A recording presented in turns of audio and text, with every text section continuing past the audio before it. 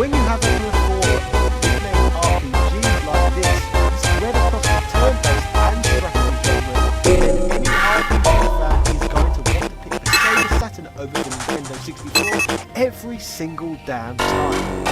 Now, let's talk about racing games.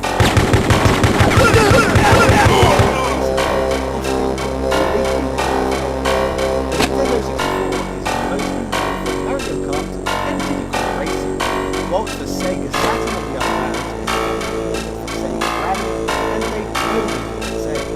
These titles are the games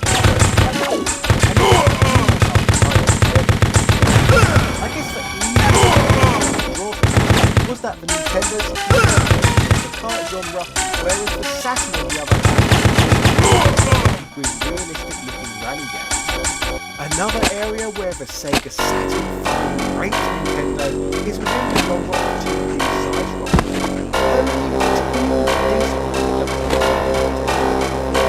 The first being Yoshi's Story, which pales in comparison to the design of Nintendo, and Mischief Maker, a fun game once again called the Saturn.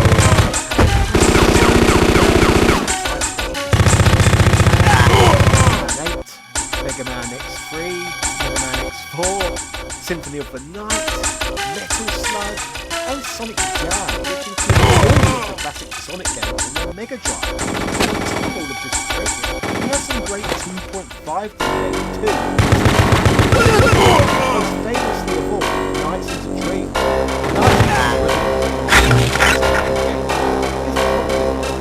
Memorable exclusives on the whole platform. Even Mario creator Mr. Miyagi himself admits to love this one. Speaking of side scrolls, a high quality oh no. The best side scrolling beats is treasure. This game even has RPG slightly from the norm of the genre. Extremely memorable in the world of fighters, the Saturn has plenty of memorable games in its party too. Fighters, Fighters Megamix. The Saturn is a really strong platform for games.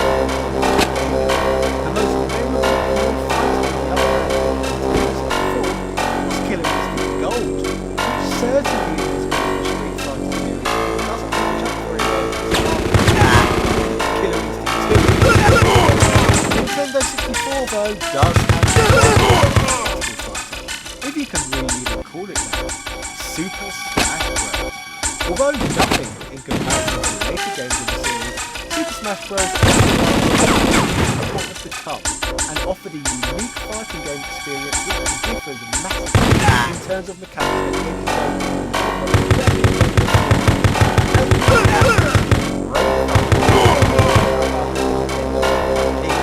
I don't often get the opportunity So, to answer my clickbaited thumbnail question of is the Sega Saturn better on the Nintendo 64, let us summarise the case I have made.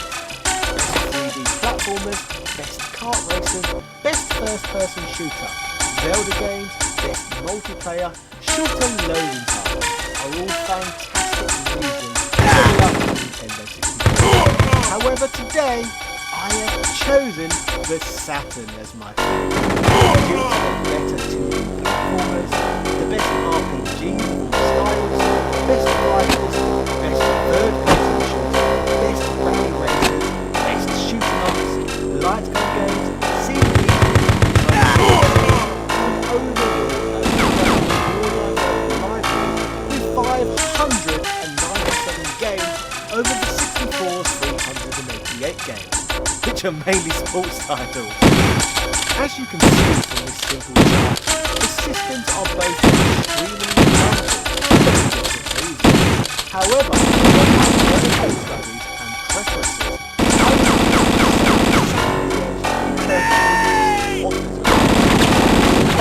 However, this is all just my personal I suppose quite a diplomatic way to summarise my views would be, if you are looking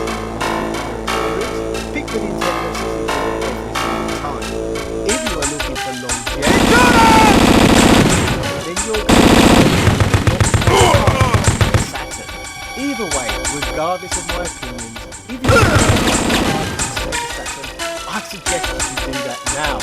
Because as you can see, there is a wealth of high quality games. Not bad for what all I did that the Saturn doesn't have any games.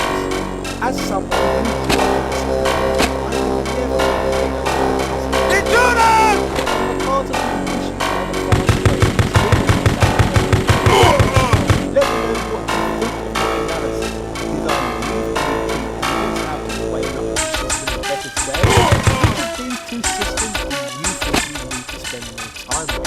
Let me know in the comment section. Don't forget to also like and subscribe too. Thank you for watching today's video. Shout out to Kebiyashi, Brad Warren, Retail Archaeology, Andrew Bazansky, Peter's Dawn, Mike Frost, Garcia, and all of my yeah, you give me a reason to wake up in the mornings. Ta-ta and farewell.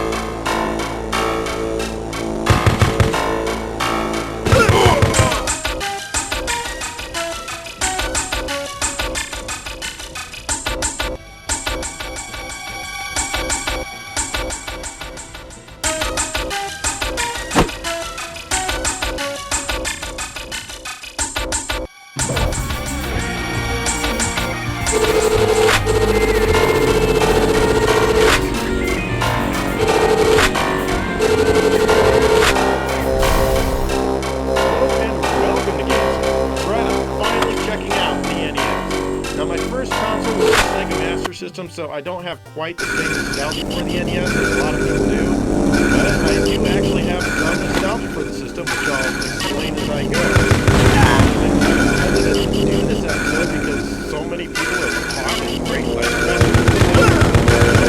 they're really good, but it is super popular. Anyway, first off, let's check out a little bit about the console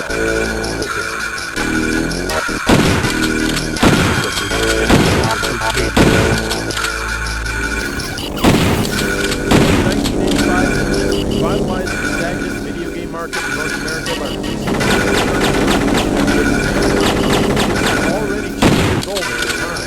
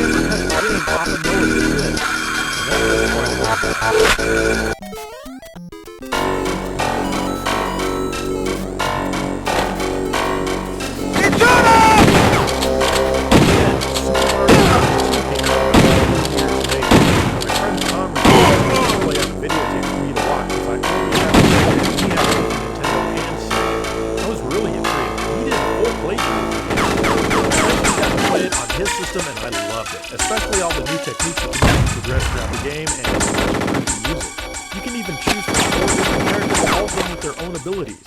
This was the first Mario game that I played. And everyone on the planet, and probably even some extraterrestrials, know that this is a localization of the mechanic, so I won't go into that. But that's because I'm a hypocrite.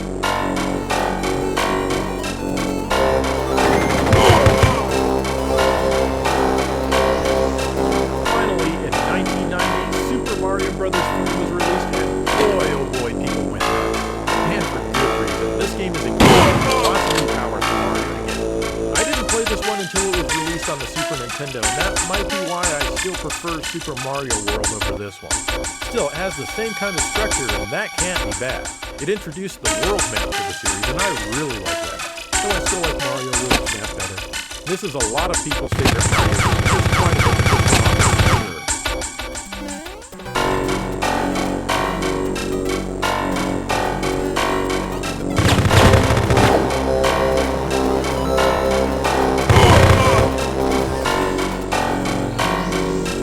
The Legend of Zelda was another prominent release from the creative brain of Super Nintendo. This one's more about exploration, finding items, defeating dungeons, and all that. I've got to admit that I never personally played this one until after I played and beat A Link to the Past on the Super Nintendo. But I did see it on videotape made by friends during its time. It's really interesting to see where it all started, and of course it's a challenging game that makes use of battery backup. Everything here is iconic, especially that riveting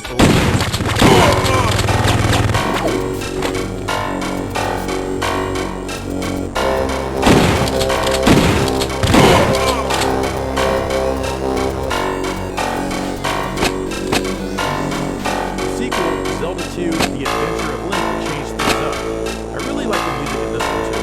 The game now has side-scrolling levels placed throughout a large overworld map with random battles.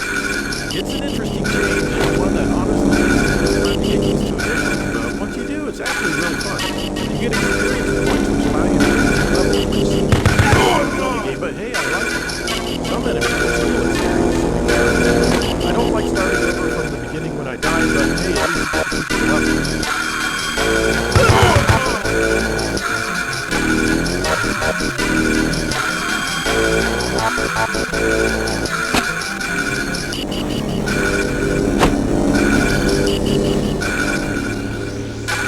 Metroid is an interesting game that was released in 1987. You guide your dude through a very large power. Is it a dude? And you said you're actually playing a girl the entire time, obviously. I mean, Jimmy's lied before about this. She's lying. This game requires a really good memory or a stack of paper.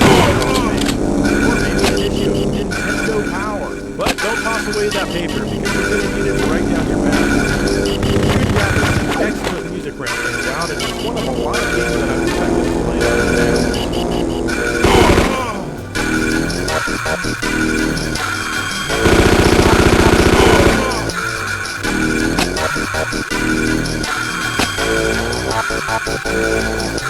Mike Tyson's Punch-Out is also another game that most people love. I agree with them, and it's super fun to learn each other's spells and whatnot. Combine that with the music and the graphics, you really can't go wrong with this one. Of course, if I go a few months without playing it, I covered this one not long ago in an episode called Better Than the Arcade, so check it out.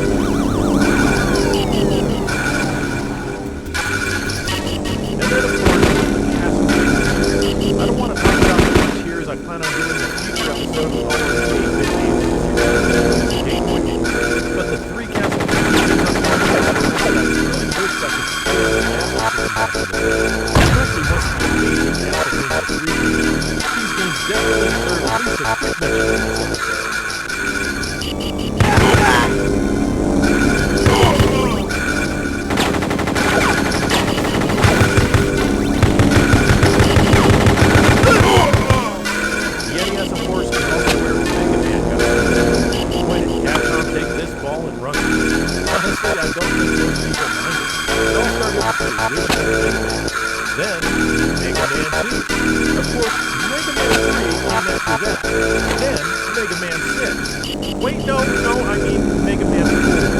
Yeah. Then Mega Man 5? Okay, then Mega Man 6. That's a lot of games in the series on a single console. My favorites are Mega Man 1, 2, and 3. And out of those three, my favorite is Mega Man 2. Once again, this was one that Tom videotaped for me to watch, and I was just involved in the graphics and music.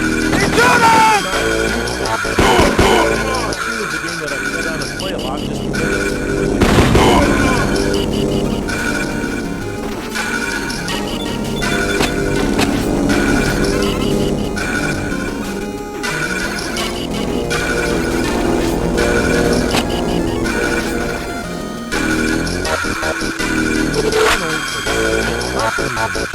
This 1 or 2 player running gun is immensely fun. You just do it with a few different operators and express the repeat that appear to be helping them. You've got side-scrolling stages, 3D-like stages, and even vertically scrolling stages. Every NES already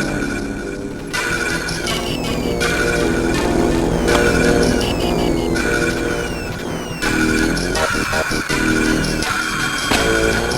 That was followed up by Super Speedrun, arguably even better. This one has proper top-down stages as well to play. You can't go wrong with either of these Contra games.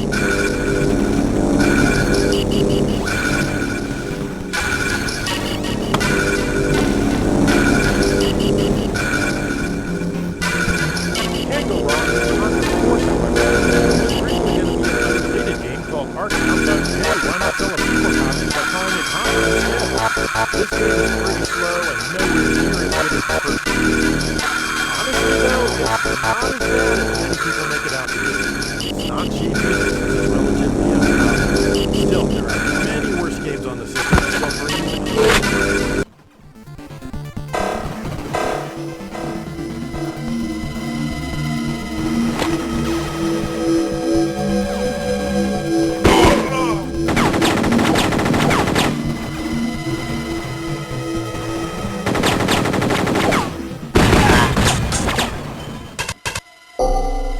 Okay, I think some of the big ones like right now. This is Tetris on the NES.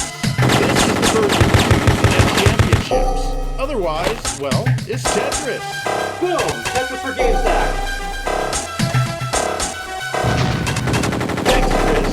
Anyway, let's take a look at some more games. Some of them are well known, others not so much, but all of them are interesting. At least they are to me.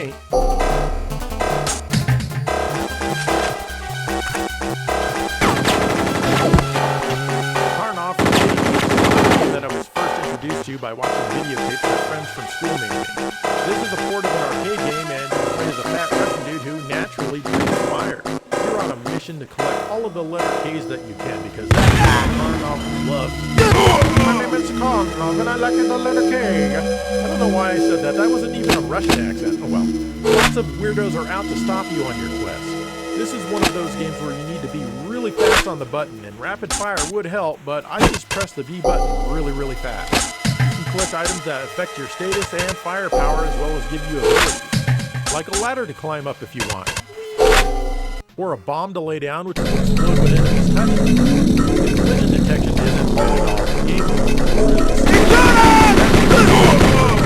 you know what? It's fun to keep running. That colorful and detailed, but I do like some of the background designs and even bosses. The music is extremely catchy, despite there not being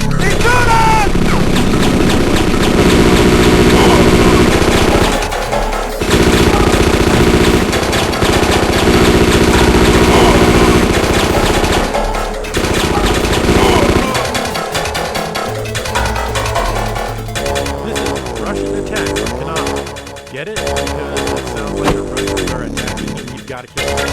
This made sense during the Cold War days. But actually, you're invading their space to destroy their secret weapons.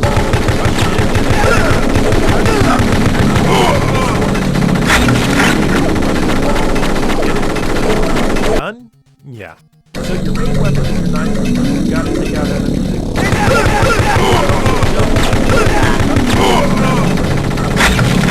Honestly, it's not that bad. When you kill certain yellow enemies, a weapon will sometimes drop. This can be a The bazooka is awesome because since this is a portable arcade game, you die in one hit. Not only that, but it takes you back away to a checkpoint. That can make the game seem fun. You need to learn how to enemies behave. You need to know which one to jump into.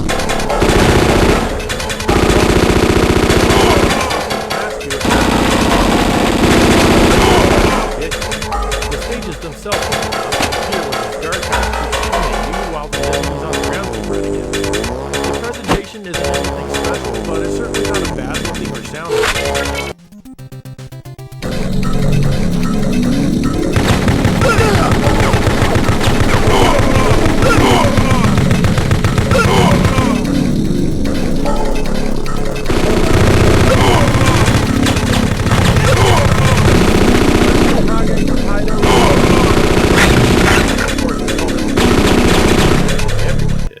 I played it in the arcade, but all of my friends who had the NES never. One time I was allowed to play it.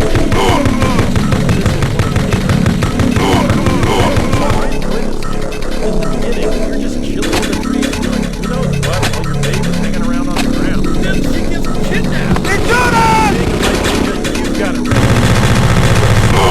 Slash with your katana, but honestly, I find it hard to do. Left, you can jump super high.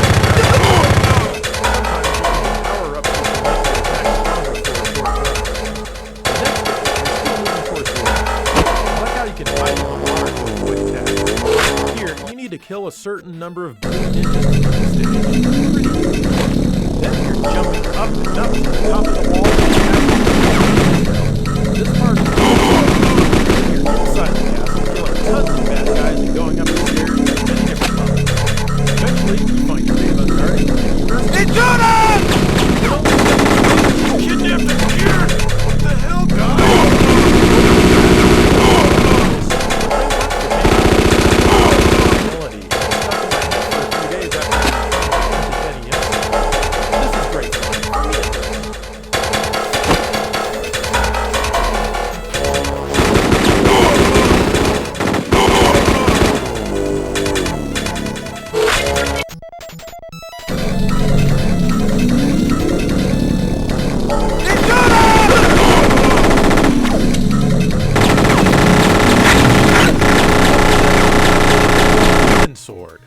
This is basically a spiritual sequel to the Legend of except this time, Katana is a demon sword. This is a one-point down designed specifically for the home market. As such, it has a bit more substance, like having your sword move a bit each stage.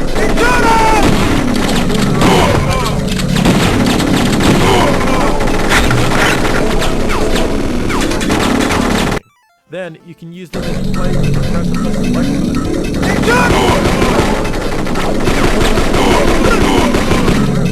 Inside these rooms may be an item or even an enemy to fight. The stages are now meant to be explored, at least to a limited degree. The graphics are definitely more tile-based and everything looks like it was built out of squares. Sounds better as far as sound quality goes.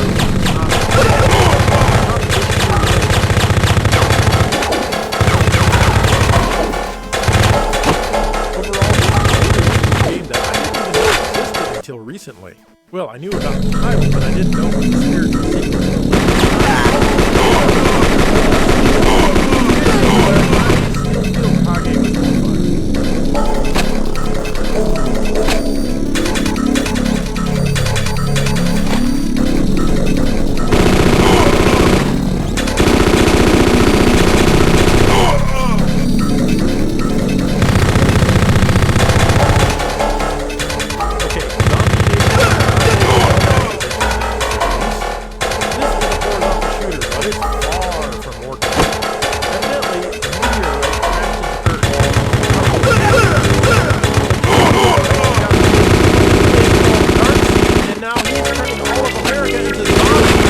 Also brought the Statue of Liberty to life.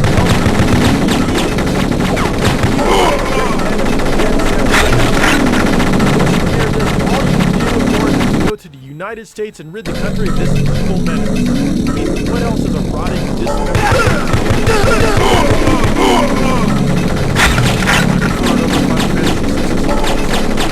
You control this giant head and you shoot eyeballs and vomit. And I guess destroy the United States in the process. You're hell-bent on taking you down. You have a life bar and only one life for the chance to continue. Good luck, because this game is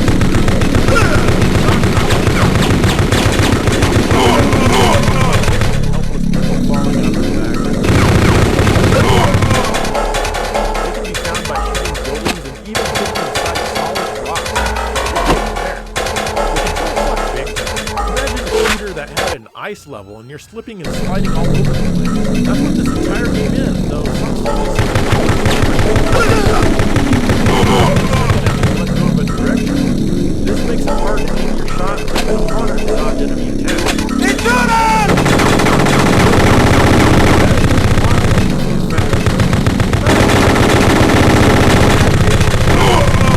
Really stands out.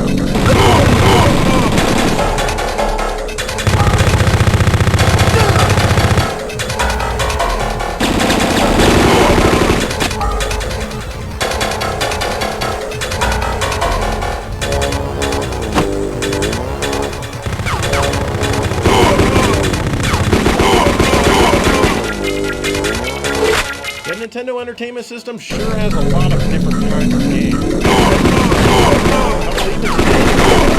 believe it's even racing fans. Can you believe that? Racing games! I like racing games.